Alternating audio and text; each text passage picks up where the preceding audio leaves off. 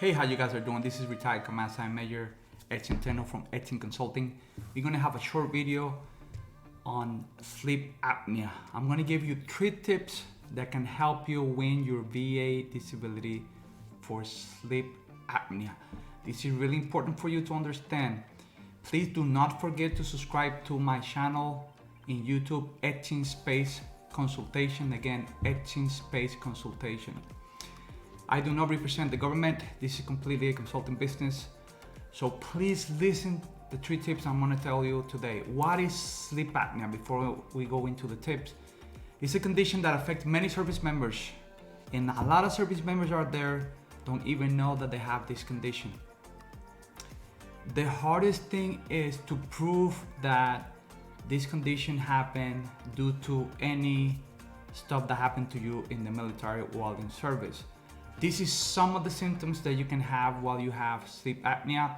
And the hard thing about sleep apnea is a disorder which a person stops breathing continuously at night and ceases of breathing at night during the course of the night. Some of the symptoms include loud snoring, gasping for air, walking with dry mouth, morning headaches, insomnia, excessive daytime sleepiness, and difficult concentrating. One of the things that happen also, you feel super tired when you wake up. Why am I saying that? I also have the condition.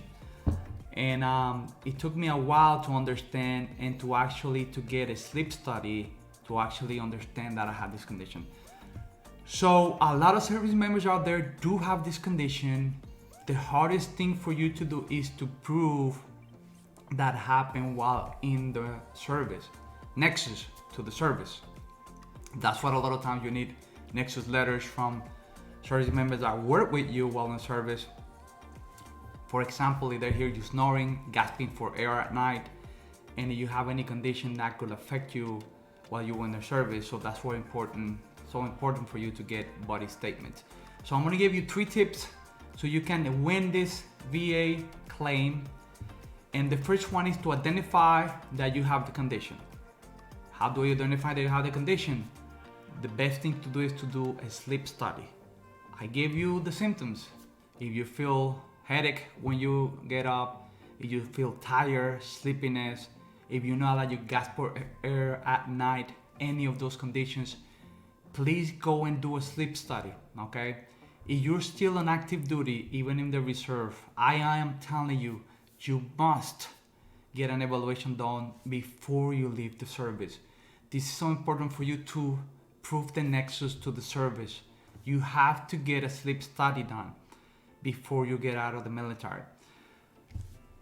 Tip number 2, get a medical profile for the condition. This is kind of hard for some service members out there because they don't want to do it, and this is the reason why. Tip number 2 is to get a medical profile.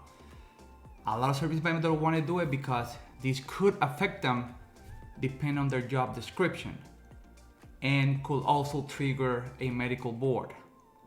But it's important for you to get a medical profile because this could also help you to have that nexus to the condition.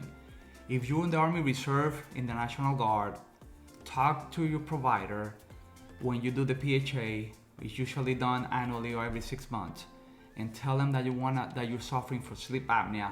So that could trigger so you can get an evaluation and get a sleep study done. This is so important for you to get a medical profile. I am telling you for experience, I had a medical profile, and even though having the medical profile and I was still in the service, they denied my sleep apnea the first time that I submitted.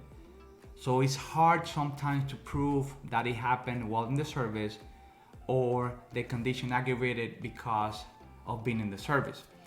Tip number 3, once you identify the condition and have a nexus to the condition that happened with service, then you can gather all the information, all evidence, and you can submit your disability claim. So this is the 3 tips. Remember, it is hard, not impossible, but the hardest thing with sleep apnea, in my experience, is the nexus to the service.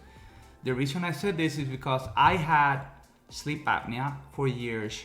I didn't know what it was until finally I decided to do a sleep study and find out that I had the condition and I was still on service. And even though having a lot of medical documentation, I submitted my first claim and it was denied. The second time, having a medical profile also got denied. So I put it 3 times to finally to get it approved. So it's hard to get sleep apnea approved, but you have to be smart about it.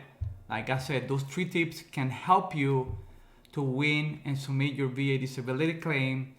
And also do not forget to get in contact to those service members out there that work with you and can actually have information that saw some of the symptoms, in special when you were asleep, okay?